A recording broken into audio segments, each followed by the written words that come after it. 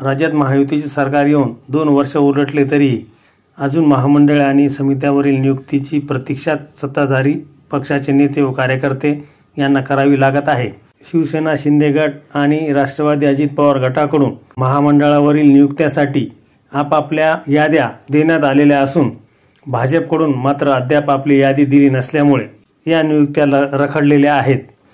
या नियुक्त्या झाल्यानंतर ज्यांना संधी मिळाली नाही असे नेते आणि कार्यकर्ते यांच्या नाराजीचा फटका विधानसभा निवडणुकीत बसू शकतो या भीतीने भाजपने याद्या न देऊन या नियुक्त्या लांबवल्याची चर्चा सध्या राजकीय वर्तुळात होत आहे। विधानसभा निवडणुकीची आचारसंहिता लागू होण्यास 1.5 ते 2 महिन्याचा कालावधी उरलेला आहे। भाजपच्या याद्यांची मुख्यमंत्री कार्यालयात प्रतीक्षा आहे। महामंडळावरील नियुक्त्यासाठी यातील 2 पक्षांच्या याद्या आल्या, परंतु सध्या भाजपच्या याद्यांची मुख्यमंत्री कार्यालयाला प्रतीक्षा आहे। त्यामुळे या नेमणुका होण्याची शक्यता मावळत चालली आहे। राज्यातील महाविकास आघाडीचे सरकार कोसळल्यानंतर भाजप प्रणित महायुतीचे सरकार स्थापन झाले। त्यानंतर आधीच्या महाविकास आघाडीच्या सरकारच्या कालखंडात महामंडळे आणि समित्यावर केलेल्या नियुक्त्या बरखास्त करण्यात आल्या।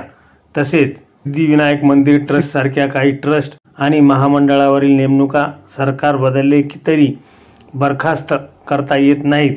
त्यांचा कालावधी पूर्ण झाल्यानंतरच त्यावर नव्याने नेमणुका करता येणार अशी कायदेशीर तरतूद आहे। आता त्यांची मुदत ही संपत आहे, तरीही अद्याप या नेमणुका राज्य सरकारने केलेल्या नाहीत। राज्यात महायुतीचे सरकार आले तेव्हा महायुतीचे नेते आणि कार्यकर्त्यांच्या आशा पल्लवित झाल्या होत्या। मात्र गेले 2 वर्षे केवळ याद्या बनवण्याचे काम सुरू आहे। यासाठी मुख्यमंत्री कार्यालयात खास कक्ष बनवण्यात आला आहे। त्यांच्याकडून महामंडळावरील नेमणुकाबाबत नेते आणि पदाधिकाऱ्यांच्या नावांची यादी मागविण्यात आल्या आहेत। शिंदे गटाच्या पदाधिकाऱ्यांच्या नावाची यादी तयार आहे। अलीकडे महायुती सरकारमध्ये सामील झालेल्या अजित पवार गटाकडूनही याद्या देण्यात आलेल्या आहेत। मात्र 105 आमदार असलेल्या भाजपकडून याद्या देण्यात आलेल्या नाहीत। अनेकदा भाजपचे प्रदेशाध्यक्ष चंद्रशेखर बावनकुळे यांना मुख्यमंत्री एकनाथ शिंदे यांनी नावाच्या याद्या देण्यास सांगितले आहे। त्यांच्याकडून यादी आली नसल्याची माहिती सूत्रांनी दिली आहे। त्यामुळे पुढील 1.5 ते 2 महिन्यात समित्यावरील नेमणुका जाहीर होतील याची शक्यता आता मावळत चालली आहे।